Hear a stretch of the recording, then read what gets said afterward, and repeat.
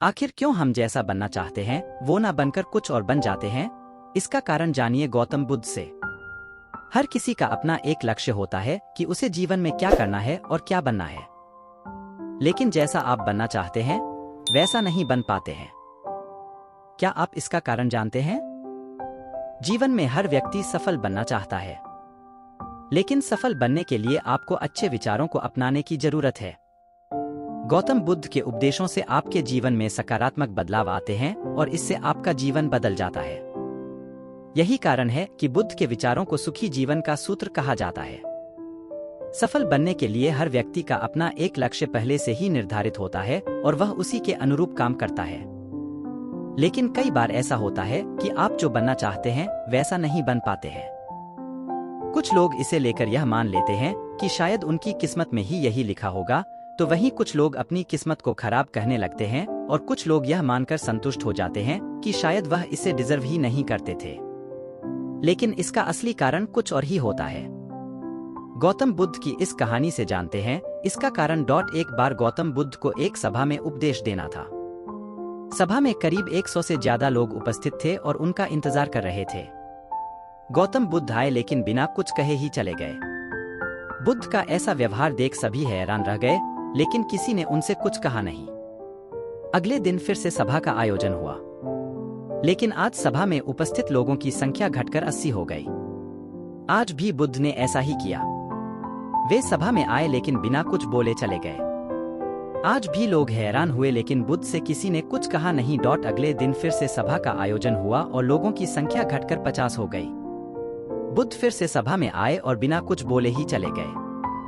आज भी बुद्ध से किसी ने कोई प्रश्न नहीं किया। अगले दिन फिर से सभा का आयोजन हुआ और इस बार लोगों की संख्या केवल 30 थी। आज भी बुद्ध बिना कुछ बोले मुस्कुराकर चले गए। आप कहानी को पढ़ते हुए इरिटेट हो गए होंगे और सोच रहे होंगे कि आखिर बुद्ध को कुछ बोलना नहीं तो बार बार सभा का आयोजन क्यों हो रहा है। ठीक इसी तरह सभा में मौजूद लोगों को भी गुस्सा आ रहा था, लेकिन इसका जवाब जानने के लिए आपको धैर्य रखना होगा।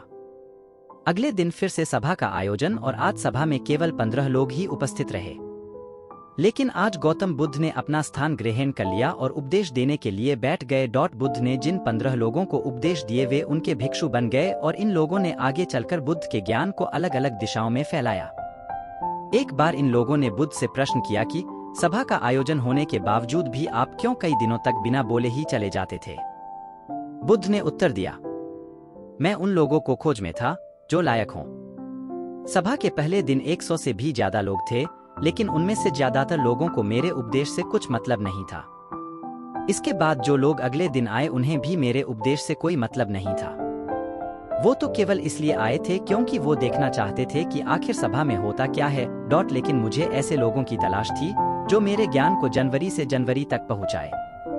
मैं कई दिनों तक इसलिए बिना बोले चला गया क्योंकि मैं यह देखना चाहता था कि आखिर वो कौन लोग हैं तो सच में मेरे उपदेश को सुनना चाहते हैं और जिन्हें वास्तव में ज्ञान पाने की प्यास थी। ऐसे लोग ही रोज आए। गौतम बुद्ध कहते हैं कि जिनके भीतर धैर्य था उन्हें मुक्ति का मार्ग मिला और जो लोग जल्दबाजी में थे वो आज घर पर बैठे हुए हैं। बुद्ध कहते हैं कि जिन लोगों में धैर्य का गुण होता है वे जीवन में कुछ भी पा सकते हैं, फिर चाहे आपका लक्ष्य कुछ भी हो। बिना धैर्य के कोई भी सफलता के लक्ष्य तक नहीं पहुंच सकता। आज भागदौड़ भरी जिंदगी में लोगों में धैर्य नहीं है।